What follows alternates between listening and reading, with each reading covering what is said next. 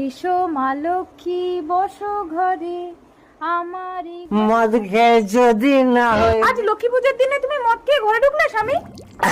বেশ করেছি, 100 বার খাবো।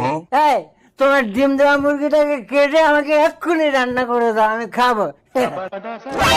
পূজার দিনে অমন কথা মুখেও আনতে নেই স্বামী। এই তুমি দেবে? এই কই রে সে মুরগিটা? আমার ডিম দেওয়া মুরগিটাকে তুমি মেরো না স্বামী। এই! আয়, ছি, স্বামী! ছি, ছি, ছি, না, ছি, না, ধরে না, ছি, ছি। যার ঘরে স্বামী স্ত্রীর কথা শোনে না, দুবেলা ঝগড়া করে, আমি তার ঘরে থাকি না। একি মা লক্ষ্মী, আজ পুজোর দিনে তুমি রাস্তায় রাস্তায় ঘুরছো? এসো আমার রাজপ্রাসাদে, সোনার সিংহাসনে বসে দুবেলা রাজভোগ খাবে। তবে আমার রাজপ্রাসাদে একবার ঢুকলে কিন্তু আর বেরোতে পারবে না মা।